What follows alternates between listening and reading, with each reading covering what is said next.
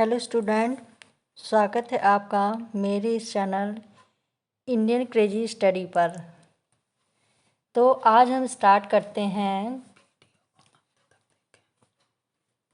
Oliver Goldsmith का play she stoops to conquer.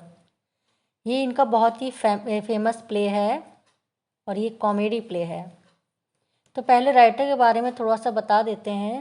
General introduction of the author. Her early life. Oliver Goldsmith was a prominent Anglo-Irish poet, playwright, and novelist. He was born in 1728 in Ireland. His father was a curate of his village.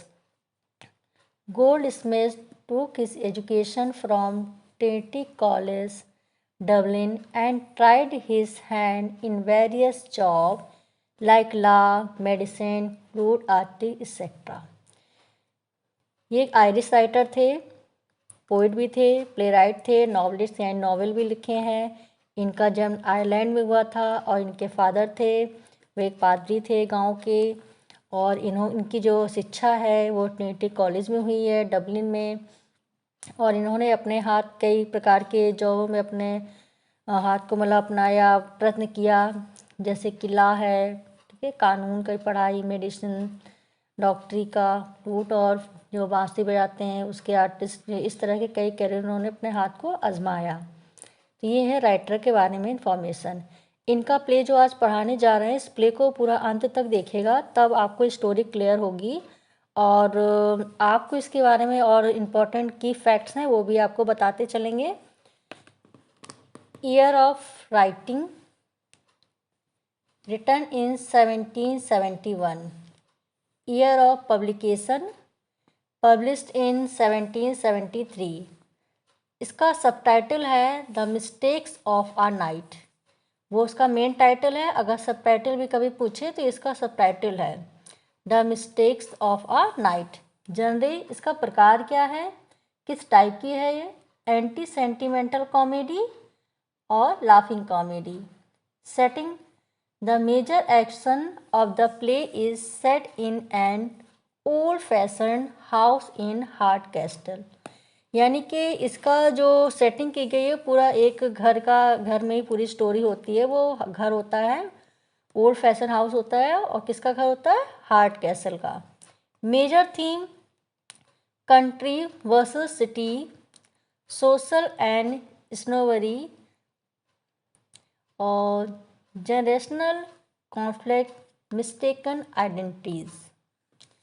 अब इनके major character देख लीजिए। She stoops conquer का Charles Marlow male protagonist of the play and possessive spouse of Kate Hardcastle, son of Charles Marlow. Miss Kate, a female protagonist, daughter of Mr. and Mrs. Hardcastle.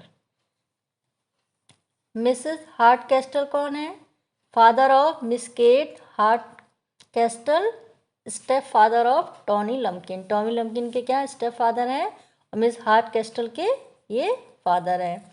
Mrs Hardcastle wife of Hardcastle, mother of Kate Hardcastle and Tony Lumpkin. और Tony Lumpkin का है, Tony Lumpkin है son of Mrs Hardcastle, step son of Mr Hardcastle, brother of Kate Hardcastle. Miss Constance Neville, cousin of Kate Hardcastle and Tony Lumpkin, niece of Mrs Hardcastle, Mrs Hardcastle की भतीजी है। George Hastings, a friend of Charles Marlow and admirer of Miss Constance. Degree, a talkative servant in the house of Hardcastle. ये इनके main character है। तो चलिए play start करते हैं और समरी को बहुत ध्यान से पढ़िएगा और अंत तक इसे आप ध्यान से देखेंगे तो आपको ये क्लियर हो जाएगी। ये एक्ट फर्स्ट है, इसमें सीन फर्स्ट और सीन सेकंड दोनों इंक्लूड हैं। The play open in an old-fashioned house of Mr. and Mrs. Hardcastle, which looks like an inn. जो प्ले है जो स्टार्ट होता है, जो एक पुराना घर होता है, मतलब ओल्ड फैशन, मतलब के जो पुराने तौर तरीके से बना हुआ घर होता है, तो उसे ओल्ड फैशन घर कहते हैं। किसका घर होता है? मिस्टर एंड मिसेस हार्डकैस्टल का, जो कि एक किसकी तरह लगता है? इन का मतलब होता है सराय, जो एक सराय की तरह लगता है। Mr Hardcastle is an old fashion country square who is fond of old things like old place, old friend, old manner, old books, old wine and his old wife. जो हार्ड कैस्टल होते हैं उन्हें सारी जो पुरानी चीज़ें पसंद होती हैं। कंट्री स्क्वायर मतलब वहाँ के मालिक होना, लैंडलॉर्ड। जो शौकीन होते हैं, फाउंड ऑफ मतलब तो शौकीन होना, ओल्ड थिंग पुरानी चीज़ों के, जैसे कि पुरानी जगह हो गई, पुराने मित्र हो गए, पुराने तौर तरीके, पुरानी किताबें, पुरानी शराब और अपनी पुरानी पत्नी। Mrs Hardcastle is an old lady of 57 age. Mrs Hardcastle जो है 57 यानी कि 57 साल की उनकी एज हो गई है, but pretend to be young, लेकिन वो क्या करती है, कोशिश अपने आप को यंग दिखाने की कोशिश करती है, उसमें लगी रहती हैं। फ्रॉम हर प्रीवियस मैरिज, उनकी जो पहले शादी हुई थी तो उससे उनको एक लड़का था। सी हैज़ अ सन, एक लड़का था जिसका नाम था Tony Lumpkin, who is an idle, ignorant, mischievous and cunning fellow, जो कि एक बड़ा ही आलसी और इग्नोर अज्ञानी, मिस्चीवियस यानी बुरा व्यवहार करने वाला, कनिंग चालाक व्यक्ति था।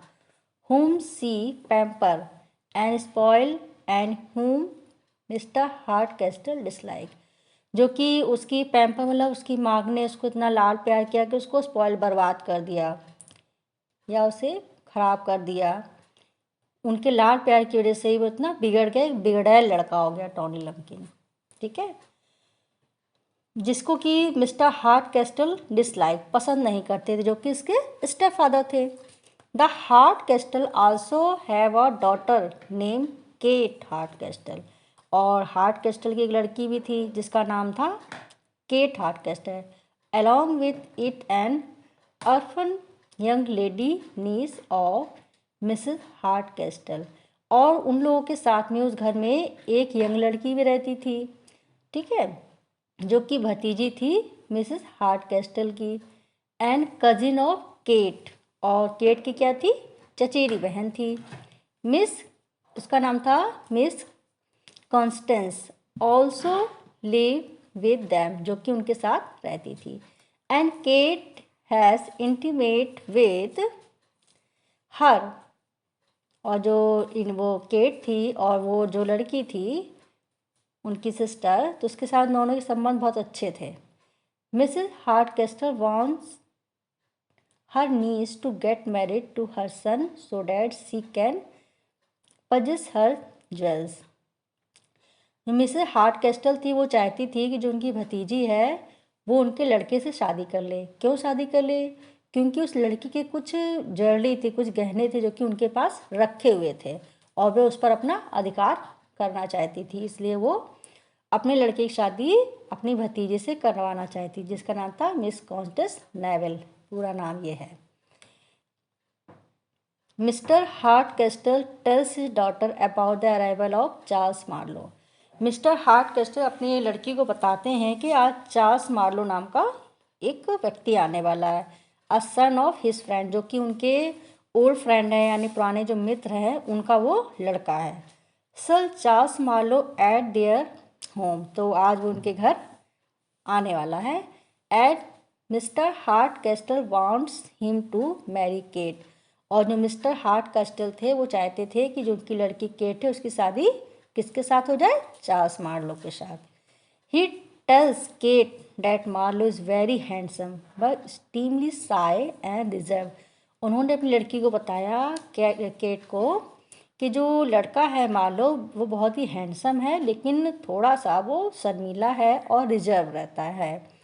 Eight first Kate expect her disapproval. तो पहले उसमें जैसे सुनती है तो एक बार में वो अपना एक्सप्रेशन ऐसा दिखाती है कि वो उसको डिसअप्रूवल यानी पसंद ना करने वाला ऐसा अपना संकेत देती है ऐसा। Because she was of the view that a reserve lover. जैसे वो सुनती है ऐसा दृष्टिकोण उसको दिखता है, ऐसा व्यू दिखता है कि वो रिजर्व लवर प्रेमी होगा। बिकॉज अ सस्पिशियस हस्बैंड, इस प्रकार का व्यक्ति तो एक संदेह करने वाला हस्बैंड बनेगा वो, तो ऐसा वो सोचती है। केट्स cousin reveals that Marlowe is an intimate friend of her lover George Hastings। Kate जो है अपने कजिन को बताती है, रिव्यूज में प्रकट करती है कि मार्लो और उनके घनिष्ठ मित्र, ठीक है, आने वाले हैं, जिसका नाम है जॉर्ज हेस्टिंग्स। जो ये हर लवर लिखा हुआ है, ये लवर किसके लिए लिखा हुआ है? ये इसलिए लिखा है कि जो जॉर्ज हेस्टिंग्स जो आ रहे हैं और जो चार्ल्स मार्लो के जो फ्रेंड हैं, तो जो लड़की है इनके घर में रहती है, जो अनाथ लड़की है कॉन्स्टेंस, तो वो उससे लव करती है, लेकिन ये बात केट को नहीं पता। सेकंड सीन में takes place in angle house room in their Jolly Pigeon where Tony Lumpkin with his friend having fun. अब जो सेकंड सीन है ये यहाँ का होता है कि जो इनके घर का सीन तो होता है, लेकिन एक घर दिखाते हैं जहाँ पे क्या हो रहा होता है, टॉनी लम्किन होता है वहाँ पे अपने मित्रों के साथ में कुछ मनोरंजन कर रहा होता है थ्री जॉली पिजन में। The landlord of the inn informed Tony Lumpkin that two gentlemen from London have lost their way and asking for Mr. Hardcastle। जो टॉनी लम्किन होता है वो एक इनमें शराब पी रहा होता है और अपने दोस्तों का फन कर रहा होता है। तो वहाँ का जो मालिक होता है, लैंडलॉर्ड होता है, तो इन्फॉर्म करता है, टॉनी लम्किन को सूचित करता है कि दो सज्जन व्यक्ति आए हैं लंदन से जो कि रास्ता भूल गए हैं और पूछ रहे हैं मिस्टर हार्डकैस्टल का घर के बारे में। Tony understand that one of them must be the young man who is Hardcastle. तो वो जान जाता है टॉनी कि वो किस लिए आए वो और कहाँ जा रहे हैं, वो समझ जाता है। One of them must be the young man who is coming to meet Kate. वो जान जाता है कि जो यंग मैन है किस लिए जा रहे हैं, कमिंग टू मीट, केट से मिलने यानी केट को देखने और केट से शादी करने के लिए, ये वो समझ जाता है। Tony finds an opportunity to take revenge on his step father. तो यहाँ पे टॉनी को एक मौका मिल जाता है क्योंकि उसके फादर जो होते हैं हमेशा उसको एक तरीके से स्टेप फादर होते हैं तो उसको परेशान या अपमानित करते रहते हैं। तो वो सच में उसको एक बदला लेने का, रिवेंज में होता है बदला लेने का, उसको एक मौका मिला है, एक अवसर आया है स्टेप फादर से बदला लेने का, जो मिस्टर केट से, हु ऑलवेज ह्यूमिलेट्स हिम, यानी कि हमेशा उसको क्या करते हैं, अपमानित करते हैं, उसको अपमान करते रहते हैं। Tony assures the visitors that they can not reach Hardcastle's house at night. वो बताता है, टॉनी उनको श्योर करता है कि आज की रात वे हार्डकैस्टल के जो घर है, इस रात तो वे आज की रात नहीं पहुंच सकते हैं, because it is very far away therefore, यहाँ से वो क्योंकि वो बहुत दूर है। They should stay at an inn nearby, तो उन्हें यहीं आसपास किसी एक सराय में रुक जाना चाहिए, स्टे कर लेना चाहिए। ही send those visitors to Mr. Hardcastle house, telling them that there is an excellent inn named Bucks House। तो वो बताता है, उनको भेज देता है, जो विजिटर होते हैं चार्ल्स मार्लो और उनके जो फ्रेंड साथ में होते हैं, तो वो हार्डकैस्टल के घर भेज तो देता है, लेकिन वो बता देता है कि वो एक इन है, उसका नाम है बक्स हेड। उस इन का नाम भी अपने मन से बना के बता दिया। But the landlord of the that house is an eccentric man who behave like a gentleman। इसका मतलब होता है एक सनकी व्यक्ति है। वो कहता है कि उसका जो सराय का जो मालिक है वो एक सनकी व्यक्ति है, वो ऐसे बिहेव करता है जैसे वो एक जेंटलमैन हो। यहाँ पे फर्स्ट सीन में क्या होता है कि चार्ल्स मार्लो केट को देखने आ रहा होता है, जो कि हार्ट कैस्टल का दोस्त होता है, और टोनी अपने फादर से बदला लेने के लिए उनको रास्ता, वो भटके नहीं होते हैं, वो सही रास्ते सही घर पे पहुंच गए होते, लेकिन वो कह देता कि वो एक सराय है। ठीक है, कि वैसे उनका घर सराय की तरह था ही, और वो कह भी देता कि वो सराय है और उसका मालिक है वो थोड़ा सनकी है। फिर एक्ट सेकंड में, this act takes place at night in the house of Mr Hardcastle who accept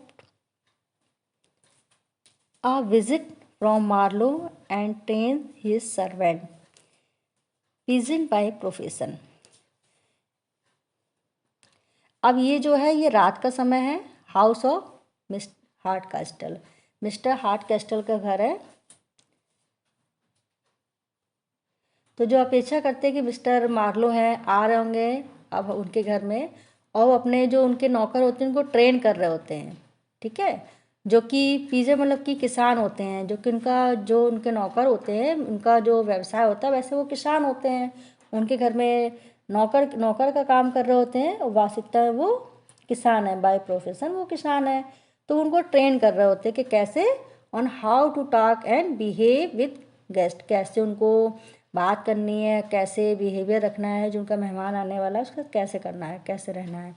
Marlowe along with his close friend George Hasting arrive from London.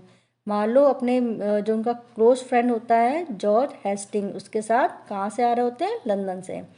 And seem happy finding the inn a neat place, और वे जब seems मतलब खुश होते हैं जब वे पा लेते हैं या उनको मिल जाता है नीट साफ़ सुथरा प्लेस, जगह किसमें, सराय में। सराय उनको साफ़ सुथरी मिलती है, अच्छी मिलती है, तो वो लोग खुश होते हैं वहाँ पाके। Assuming mister Hardcastle is an innkeeper. ठीक है, मिस्टर हार्ट कैस्टल क्या है, एक इनकी मतलब कि उनको समझते क्या है वो लोग कि वो सराय के देख रेख करने वाले सराय के मालिक हैं। They behave rudely with him, तो वे मार्लो जो है कैसा बिहेव करता है, रूडली बिहेव करता है, अच्छा व्यवहार नहीं करता उनके साथ। Marlow tells about himself his friend that he can be friendly with serving women. Marlow बताता है अपने फ्रेंड को अपने बारे में कि he can be friend with serving women, कि जो सर्विंग वीमेन होती हैं यानी कि जो सेवा कर रही होती हैं, एंड बार मेड जो होती हैं, but he remain bashful among the lady of his class, कि जो बारमेड होती हैं या सेवा करने वाली जो नौकर चाकर होते हैं उनके साथ यानी लो क्लास के लड़कियों के साथ, लेडियों के साथ तो मार्लो बहुत अच्छे से बात कर लेता, कोई प्रॉब्लम नहीं होती है। लेकिन अगर वो किसी हाई क्लास या अपनी ही क्लास की किसी लेडी से बात करता है तो, या एक समझ लो बहुत हाई स्टैंडर्ड का कोई व्यक्ति सामने आ जाए तो वो थोड़ा हकलाने लगता है ना, वो सही से बिहेव फिर नहीं कर पाता है। और यहाँ पे भी वो जब केट को देखता है ना तो उससे भी वो नॉर्मल व्यक्ति या नौकरानी समझ के नॉर्मल बात करता है। Hasting got surprised when he meet Miss Constance in the inn, और हेस्टिंग जो उसका मित्र होता है सरप्राइज्ड हो जाता है बहुत। क्यों सरप्राइज हो जाता है, जब वो मिलता है मिस कॉन्स्टेंस यानी कि मिसेस हार्ट कैस्टल की भतीजी और मिस केट की बहन, चचेरी बहन, तो वो उसका लवर होता है। हेस्टिंग्स जो है ना उसका लवर है। जब उसको उसको सराय में उसको देखता है तो वो सरप्राइज हो जाता है कि ये यहाँ कहाँ से आ गई। And she disclose that it is the house of Mr Hardcastle, तो वो बताती है डिस्क्लोज यानी कि जो वो लोग अनभिज्ञ होते हैं, जिस चीज़ के बारे में नहीं जानते हैं, तो एक राज जो होता है कि वो लोग तो उसको समझते वो लोग सराय में रह रहे हैं, लेकिन वो सिर्फ हेस्टिंग्स को बताती है कि जो घर है मिस्टर हार्ट कैस्टल का है, नॉट बक्स हेड इन, ये किसी बक्स हेड नाम की सराय नहीं है, ये मिस्टर हार्ट कैस्टल का घर है। Hasting please her to elope with him, फिर हेस्टिंग एक प्लान बनाता है इलोव विथ हिम के, उससे कहता है कि वो उसके साथ भाग चले। And he makes a plan to get the get the jewels that she inherits and which are in the custody of his aunt. और एक प्लान यही बनाता है किस प्रकार से उसको जो उसकी ज्वेलरी होती है, पहले बताया था ना उसकी ज्वेलरी उसकी आंटी के उसमें उसके साथ रखे हुए, उसकी आंटी के जब उसके बेटे से शादी होगी तो वो खुद उस पर कब्जा कर लेगी चाहती है। तो वो कहता है कि उसकी ज्वेलरी भी ले लेंगे जो कि उसकी विरासत है एक तरीके से, है ना, उसका रखा हुआ सामान है, और जो कि उसकी आंटी के कस्टडी में रखा हुआ है, उसकी हिरासत में रखा है एक तरीके से। Mister Hardcastle later on Tony also help them in their plan. Later on Tony also, बाद में क्या होता है कि इनका जो प्लान होता है कि तो टोनी भी उसकी हेल्प करता है, इन लोगों को भागने में टोनी इनकी हेल्प करेगा। लेकिन जो इसकी बहन थी उसने उसके मित्र को तो बता दिया कि ये घर मिस्टर हार्डकेस्टल का है, लेकिन उसने मार्लो से बताने से मना कर दिया कि मार्लो को ना बताए वरना वो यहाँ से चला जाएगा, या मतलब उनका प्लान जो है कामयाब नहीं हो पाएगा। तो मार्लो को नहीं पता कि मिस्टर हार्डकेस्टल घर, लेकिन उसके फ्रेंड को पता चल गया कि मिस्टर हार्डकेस्टल घर है। तो वो तो उस लड़की के साथ यानी केट के साथ और उसके पिता के साथ तो मार्लो का बिहेवियर गंदा ही है, वो तो लोग को नौकर चाकर समझ रहा है। ठीक है, आगे। और तो जो टोनी है तो उन दोनों की बाद में हेल्प करता है, इन दोनों की भागने में हेल्प करता है। क्यों करता है वो भी अभी आगे पता चलेगा। Hasting fears that Marlow should not discover that the mansion is not an inn, otherwise he will leave the place. हम जो बताया था ना कि हेस्टिंग डर रहा है कि अगर मार्लो को नहीं बताना चाहिए कि ये जो मेंशन है यानी जो घर है, ठीक है, या हवेली है, ये सराय नहीं है, अदरवाइज ही विल लीव, छोड़ देगा इस जगह को, द प्लेस एंड दियर, उनका जो प्लान है वह क्या हो जाएगा, वैनिस यानी गायब हो जाएगा, ख़त्म हो जाएगा, उनका प्लान जो है कामयाब नहीं हो पाएगा भागने का। Hasting introduce miss Constance and miss Kate Hardcastle to Marlow. तो यहाँ हेस्टिंग से इंट्रोड्यूस कराता है मिस कॉन्स्टेंस से और मिस केट से हार्डकेस्टल को, है केट हार्डकेस्टल को मार्लो से। And they arrange an interview scene for Marlow and Kate in which Marlow being shy behave modestly. यहाँ पे जो सीन होता है तो यहाँ पर लोग देख लेते हैं कि उसका जो हैबिट होती है किस तरह की हैबिट, थोड़ा शर्मीला है, ये सब इसके बारे में जो बताया जाता है। And scary look in her face during the whole conversation. Meanwhile, Mrs. Hardcastle also interact with Hastings and her niece and express her unawareness and incomplete knowledge of the fashionable life of London. अच्छा, Hasting जो होता है, Hastings जो होता है उसकी मुलाकात होती है मिसेस हार्डकेस्टल से। ठीक है, जब उसकी मुलाकात होती है और उनकी भतीजी करवाती है और एक्सप्रेस तो जो हार्डकेस्टल होती है वो दिखाती है कि उनको नॉलेज नहीं है यानी जानकारी नहीं है फैशन के बारे में। किसके फैशन के बारे में? लंदन के फैशन के बारे में, क्योंकि वो इतनी शौकीन होती हैं, लंदन के लोग फैशन परस्त होते हैं, वो भी चाहती हैं ऐसा फैशन करना। तो हेस्टिंग्स जो उनको बताता है हाँ वहाँ की औरतें बहुत फैशनेबल होती है, लेकिन 40 की उम्र के बाद ही वो लोग ज्वेलरी पहनती है, उसके पहले वो लोग ज्वेलरी नहीं पहनती हैं। तो जब वो ज्वेलरी मांगती भी है उनकी भतीजी नेवल मिस कॉन्स्टेंस, तो वो कह देती हैं कि ज्वेलरी तो 40 की उम्र के बाद पहनी जाती है, अभी तो पहनते नहीं है, क्योंकि वो लंदन की शौकीन होती है कि लंदन जाने को उन्हें मिले। Act third occurs in the same house where mister Hardcastle is baffled by the behavior of Marlowe and surprised by his friend Sir Marlowe advocate for his imprudent and impertinent son to marry his daughter Kate। Act third भी होता है, कहाँ पर होता है? Mister हार्डकेस्टल के घर में। तो मिस्टर हार्डकेस्टल हैं बैफल्ड का मतलब होता है चकरा जाते हैं by the behaviour of Marlow का जो बिहेवियर होता है लोग को नौकर समझने वाला, क्योंकि केट को वो बाल गर्ल समझते हैं कि वो बस इनके नौकरानी है, बाल गर्ल का काम करती है। और सरप्राइज इसलिए होते हैं कि उनके जो मित्र हैं है ना, उनके जो मित्र जो पुराने मित्र थे उन्होंने sir Marlow advocate for his improvement, मतलब अपने लड़के की वकालत क्यों की उनसे, इम्प्रूडेंट इम्पेडिमेंट अवेकपूर्ण है, जो कि इम्पेडिमेंट सन यानी कि जिसका आचरण भी सही नहीं है, अवेकपूर्ण कार्य करता है।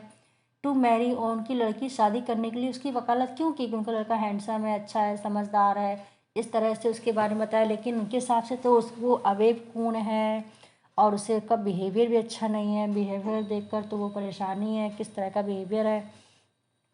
In between mister Hardcastle and Kate talk about Marlowe's behavior and express different opinions because Marlowe behaved disrespectfully toward the former, supposing him as an स्नेटिक innkeeper. तो यहाँ पे क्या है, अब यहाँ पे बात होती है मिस्टर हार्डकेस्टल की और केट की, मार्लो के बिहेवियर के ऊपर और अपने अपने वो लोग व्यूज़ रखते हैं कि मार्लो का किस तरह से बिहेव करता है, डिसरिस्पेक्ट करता है, रिस्पेक्ट नहीं करता है, अनादर करता है, और मतलब उसको एक सन की कीपर समझता है ना, innkeeper. On the contrary remain shy, और मतलब ये तो विरोधाभास है। किसमें विरोधाभास है, रिमेन के वो मतलब शर्मीला है, एंड रिजर्व विथ केट, और केट के साथ रिजर्व है, and consider her an admirable lady, और कि उसको क्या मतलब कि वो एडमायरेबल लेडी मतलब कि किसी वैसे लोगों के सामने तो वो शर्माता है, ऐसा विचार किया जाता है, लेकिन उसके सामने क्या है कि वो मिसबिहेव करता है। Kate ask for one chance, लेकिन केट समझ जाती है तो वो एक चांस मांगती है, क्योंकि उसने ऐसा देखा है जब उसकी माँ से वो बात करता है तो किस तरह बात करता है। Kate ask for one chance to prove that Marlow is an a gentleman, वो एक चांस अपने फादर से बोलती है, एक चांस दो कि वो एक मतलब सज्जन व्यक्ति है। Meanwhile Tony holding a casket of jewels from his cousin, Tony जो होता है एक कास्केट का मतलब होता है आभूषणों का डिब्बा, ठीक है, जेल्स इसमें आभूषण रखे हों अपनी कजिन के लिए, ठीक है, विच ही हैज़ रब्ड, जो कि वो क्या कर सकता है, रॉब माना एक तरीके से चुरा लेना, ठीक है।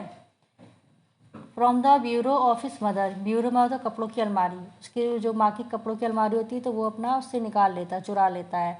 किस लिए चुरा लेता है, अपनी कजिन की मदद करने के लिए। वो मदद किस लिए करता है, क्योंकि वो उससे शादी नहीं करना चाहता है, वो उसे पसंद नहीं करता है, वो सोचता है वो जा रही है तो ठीक है जाने दो, इसलिए वो उसकी मदद करता है, ये उसका कारण होता है मदद करने का। Enter and give them to Hasting without explain how he get them, तो फिर वो चुरा लेता है जब, गिव देम दे देता है हेस्टिंग्स को, हेस्टिंग जिससे वो कजिन जो उसकी होती चचेरी बहन प्यार करती है, बिना किसी एक्सप्लेनेशन, बिना कुछ बताए कि कैसे उसने उनको पाया उस ज्वेलरी को, बस उसको दे देता है।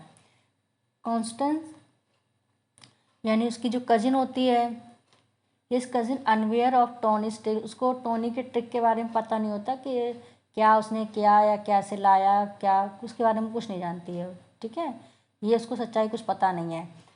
आस्क हर आंट, वो अपनी आंट से पूछती है to give her jewellery to wear, मतलब कि उसे उसकी ज्वेलरी दे दे कि वो उसे पहन ले, इसलिए वो ज्वेलरी अपनी मांगती है अपनी आंटी से। एट टोनी सजेशन, और टोनी के सजेशन पे, टोनी कहता है अपनी माँ से जो कहने के लिए उसकी माँ बोलती है वही चीज़। Mrs Hardcastle accuse her by saying that the jewellery has been lost, तो उसकी जो आंटी होती है मिसेस हार्डकेस्टर वो कह देती हैं, बहाना बना देती हैं कि जो ज्वेलरी है वो खो गई है, ठीक है, खो गई है, नहीं है jewellery. When Mrs Hardcastle discover that, उसके बाद क्या करती हैं, खोजती हैं, हर ब्यूरो इस ब्रोकन, जो उनकी अलमारी होती है टूटी हुई मिलती है, ज्वेलरी इस, जो ज्वेलरी होती है वो क्या होती है, रॉब्ड यानी कि लूट ली गई होती है।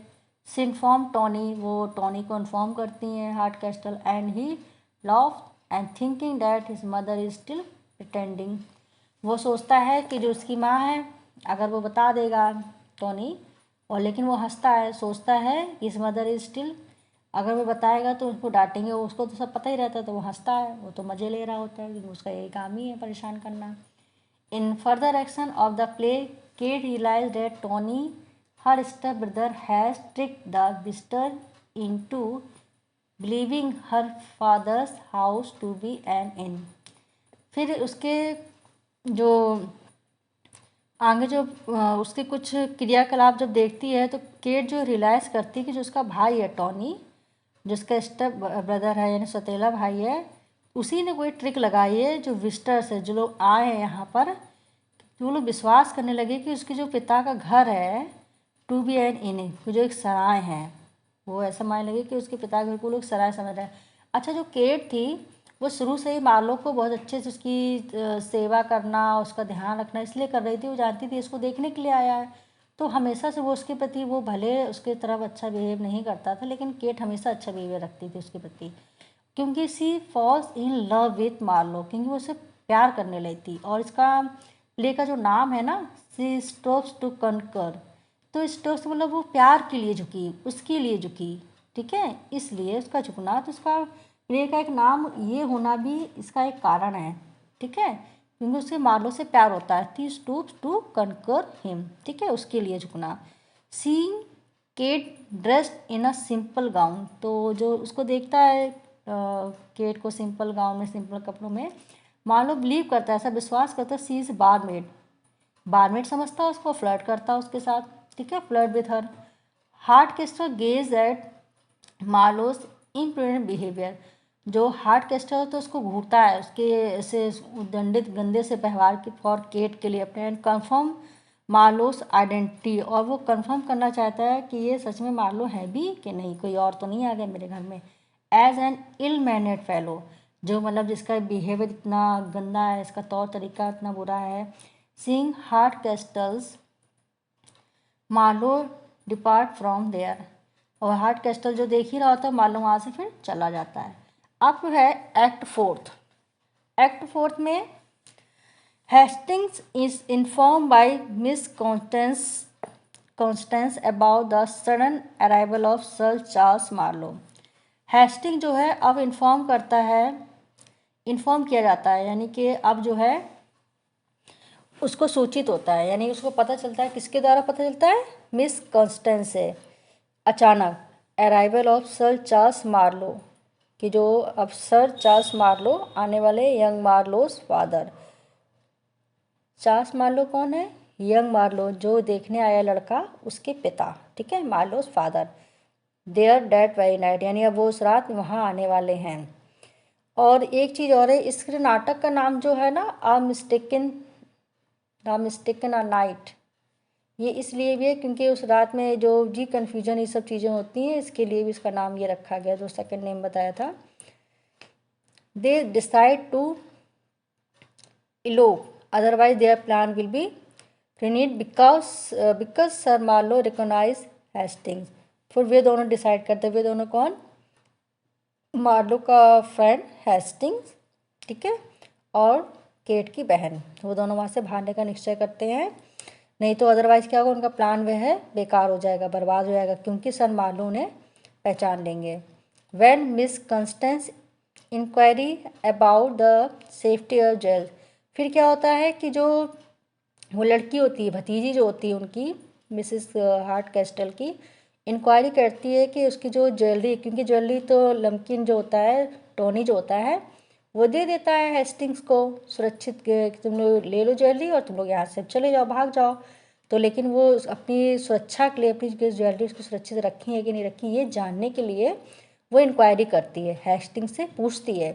तो Hastings replies that he has sent jewels to Marlow to keep safe with him, तो वो उत्तर देता है कि उसने जो ज्वेलरी है मार्लो को दे दी है कि वो उसको सुरक्षित तरीके से रखेगा।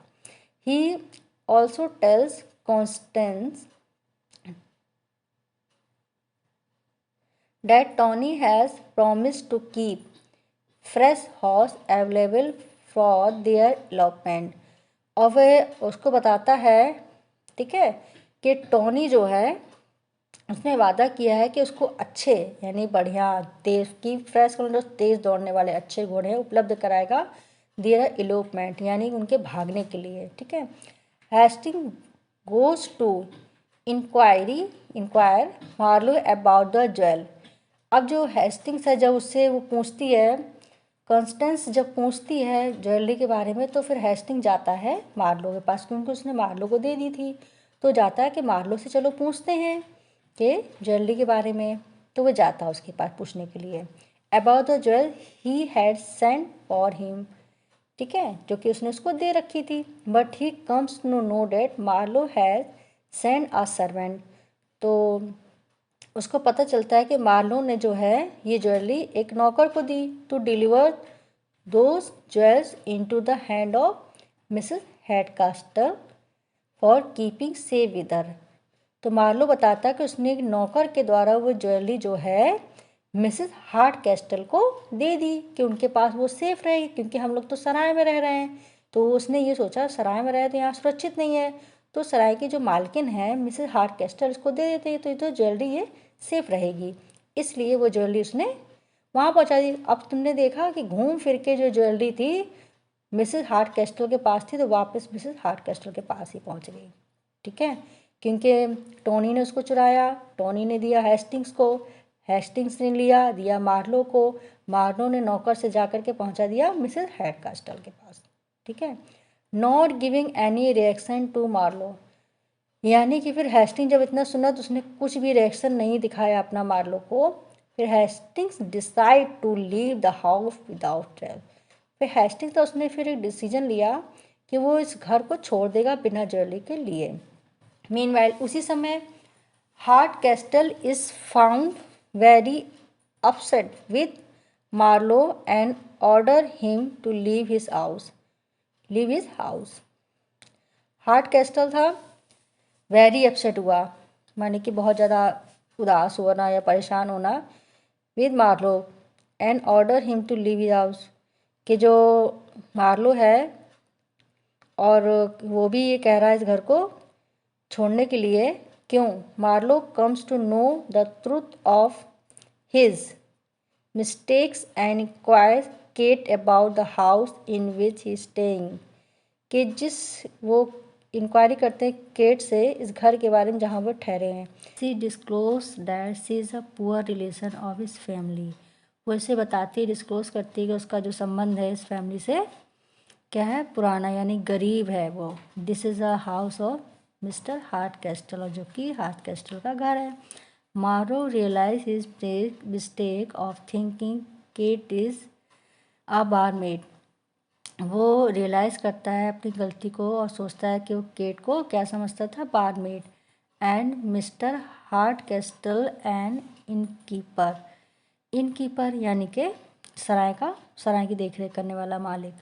After knowing the truth Marlow decide to leave but express his livelihood, क्या होता है कि सब जानने के बाद, सच को जानने के बाद वो डिसाइड करता है कि अब वो यहाँ मतलब लीव छोड़ देगा जगह को, बट एक्सप्रेस हिज लाइवलीहुड और miss Kate without knowing his true identity,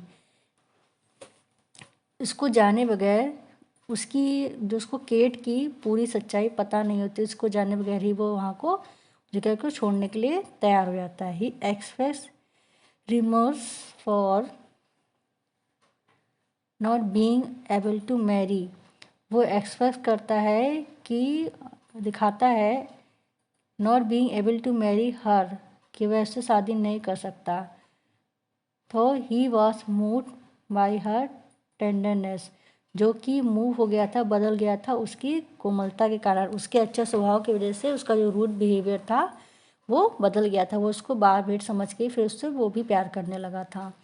the class distinction between them, क्योंकि बताती कि वो गरीब लड़की है और केट उसका मालिक है, लेकिन अभी उसने पूरी उस तरह सच्चाई नहीं बताई थी, अपने को गरीब बताया। तो उसने कहा द क्लास, यानी कि उन दोनों में भिन्नता है, किस चीज़ की, दोनों के बीच में was a huge and the final decision of the marriage will be taken by his father, उन दोनों में बहुत ही भिन्नता है, तो उसका जो शादी का फाइनल डिसीजन है उसके पिता के द्वारा लिया जाएगा। मार्लो ने केट को ये बताया, क्योंकि अब वो वहाँ से जा रहा था और केट के प्रति अपना प्यार था उसको प्रदर्शित भी कर रहा था। लेटर और Tony inform miss Constance that he has stolen jewel for her and given them to Hastings and he will not be responsible for what happen later. तो जो टॉनी होता है तो अपनी वो जो बहन होती है, चचेरी बहन, उसको इन्फॉर्म करता है कि उसने जो ज्वेलरी उसके लिए चुराई थी और दे दी थी हेस्टिंग्स को, अब इसके लिए आगे वो जो भी कुछ हुआ उसके लिए वो जिम्मेदार नहीं है। They pretend to love each other in presence of Mrs Hardcastle. वे दोनों अपना प्यार है प्रदर्शित करते हैं Mrs Hardcastle and she thinks to accomplish their marriage the next day. और वे लोग ये कहते हैं कि अगले दिन वे लोग क्या कर लेंगे, शादी कर लेंगे। में जो टॉनी होता है वो कहता है कि अपनी माँ के सामने प्रदर्शन करता है कि वो और उसकी भतीजी दोनों अगले दिन शादी कर लेंगे, ये बात कहता है। हेस्टिंग से नहीं, वो अपने दोनों लोग शादी का एक तरीके से करने का नाटक करते हैं। In the latter part of the play, बाद में नाटक का जो पार्ट होता है उसमें क्या बताते हैं, enter with a letter from Hastings Diggory, जो नौकर होता है Diggory, enter with a letter from Hastings address to Tony, जो कि टोनी को एड्रेस करके जो लेटर लिखा जाता है उसके बारे में। Since Tony was illiterate, Tony जो होता है वो पढ़ा लिखा नहीं होता है। He ask her mother to read the letter for him, वो अपनी माँ से कहता है कि उसके लिए लेटर पढ़े। Miss Constance recognize the handwriting of Hastings, जो भतीजी होती है कंस्टेंस, ठीक है, वो पहचान जाती है हैंड राइटिंग क्यों, हेस्टिंग्स की हैंड राइटिंग होती है उसको पहचान जाती है। Therefore pretend to read it, तो क्या करती है कि वो उसको पढ़ने के लिए तैयार होती है, सोचती है कि वो पढ़े। हाउएवर मिसेस हार्डकेस्टल रीड इट, लेकिन क्या होता है कि मिस्टर हार्डकेस्टल होती है वो पढ़ती हैं इसको। And through the letter and the fair of her niece and Hastings is revealed, जब वो लेटर को पढ़ती हैं तो जो अब उनका जो अफेयर होता है उनकी भतीजी का और हेस्टिंग्स का, वो क्या होता है अब सबके सामने रिवील हो जाता है, प्रकट हो जाता है, खुल जाता है, वो राज जो होता है उनका। According to the letter Hastings was waiting for Constance and request Tony to keep his promise to arrange fresh horse for them. उस लेटर के अनुसार जो हेस्टिंग्स होता है वो मतलब इंतज़ार कर रहा होता है किसका, उसकी भतीजी का, कंस्टेंस का, एंड रिक्वेस्ट करता है टोनी से कि कीप हिज प्रॉमिस, अपने वादे को रखे, बनाए रखे, ठीक है, तो उनके लिए अरेंज करे फ्रेश हॉर्स, अच्छे घोड़ों का फॉर देम, उनके लिए, ताकि वो लोग भागना चाहते थे। Mrs Hardcastle decide to defeat their plan, और जो मिसेस हार्डकेस्टल जब उनका प्लान के बारे में पता चलता है तो उनके प्लान को डिफीट यानी ख़त्म करना चाहती हैं या हराना चाहती, and sends miss Constance to her Pedigree aunt's house, यानी कि उनकी जो आंट है, दूसरी आंट है, जो उनका घर है, मेन घर है उसका, वहाँ पहुँचाने के लिए कहती हैं। इन बिटवीन हेस्टिंग्स, क्योंकि जब उसकी बेटे से वो शादी नहीं कर रही, उसी से प्यार करती किसी और से, तो उसका प्लान को ख़त्म करने के लिए वो अपनी भतीजे को उसके जो आंट का घर है वहाँ भेजना चाहती हैं। इन बिटवीन हेस्टिंग्स अपीयर, इसके बीच में क्या होता है, हेस्टिंग होता है वो आ जाता है, and accuse Tony of betraying them, और उसको एक्यूज़ करता है कि उसने उसको चीट किया, धोखा दिया उन दोनों को। Marlow also enter with against for concealing the truth of the house, जो मार्लो होता है वह भी वहाँ पे इंटर करता है और उस ट्रूथ को क्या करता है, बताता है सबको, शो करता है। Miss Constance unwillingly depart to her aunt's home along with Mrs Hardcastle and Tony, और जो मिस कंस्टेंस होती बिना इच्छा के वहाँ से क्या चली जाती है वहाँ से अपनी आंट के, अपनी मौसी के घर, है ना, along with Mrs Hardcastle and Tony, इन ये दोनों लोग उनको जाते हैं, उसको छोड़ने वहाँ से ले जाते हैं। अब जो एक्ट फिफ्थ है इसमें इंक्लूड है first scene, second and third. Act fifth है और कंटिन्यूस है। The scene continue and sir Marlow arrive, Hardcastle and sir Marlow laugh at Marlow's mistake of considering Hardcastle's house and inn. जो scene ये होता है इसमें sir Marlowe आ जाते हैं, यानी कि जो यंग मार्लो होते हैं उनके फादर, हार्डकेस्टल एंड सर मार्लो दोनों लोग हंसते हैं, यानी कि केट के पिता और मार्लो के पिता, दोनों के पिता, जो उनके फ्रेंड, उनका बेटा आया था, वो लोग मिल जाते हैं, वो लोग हंसते हैं अपने बेटे की गलती पर, कि वो उनके जो घर को क्या समझ रहा था, एन इन यानी कि सराय समझ रहा था। Sir Marlow is told about Marlow's love for Kate. Sir Marlow होते हैं, बताते हैं मार्लो के लव के बारे में, जो किससे करता है, केट से करने लगा। He investigate Kate in the prison of her father. उसकी क्या करते हैं, इन्वेस्टिगेशन करते हैं, खोजबीन करते हैं कि किसकी प्रेजेंस में, केट के पिता के उपस्थिति में। In the next scene Tony return home with both ladies making them understand that they have lost the way and for 40 miles away from their home. Tony जो होता है वो वापस आ जाता है दोनों लेडीज़ों को लेके। जो ये टोनी दोनों लेडीज़ों को लेकर वापस आ जाता है, दोनों लेडीज़ कौन होती हैं, ये दोनों लेडीज़ वो होती हैं, पहली तो होती है उसकी माँ और दूसरी होती है भतीजी, उसकी माँ की भतीजी कंस्टेंस। तो जो उसकी माँ, वो उसको मौसी घर जो छोड़ने के लिए उसको ले जाते हैं, तो टोनी क्या करता है, लॉस्ट द वे, उनको रास्ता एक तरीके से घुमा देता है, लॉस्ट द वे घुमा देता है, और 40 मील तक फ्रॉम देयर हाउस, उनके घर के आसपास ही वहीं घुमाता रहता है, रात में चक्कर लगाता रहता है, वापस घर ले आता है, वो लोग कहीं नहीं जा पाते हैं। Mrs Hardcastle is in hallucination and got angry. वो क्या होती है, हॉल्यूसेशन में तो मति भ्रम हो जाना, उनकी मति भ्रमित हो जाती है और वह गुस्सा हो जाती है, गुस्सा आ जाती, क्रोधित हो जाती है।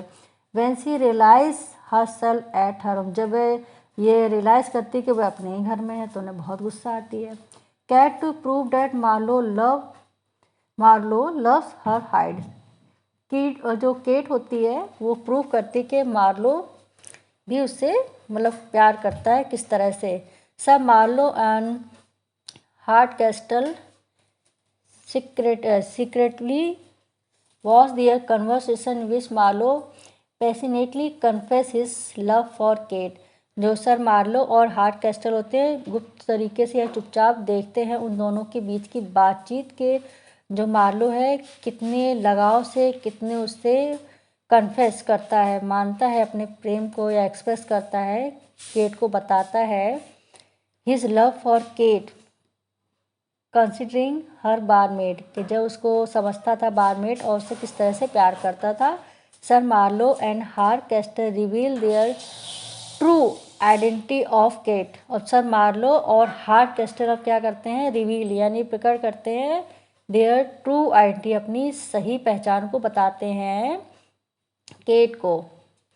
केट की आइडेंटिटी मार्लो को बताते हैं कि केट कौन है। मिसेस हार्डकेस्टल तो that her niece and Hastings have eloped without Jewel, but later on they enter and ask Hardcastle permission for the marriage।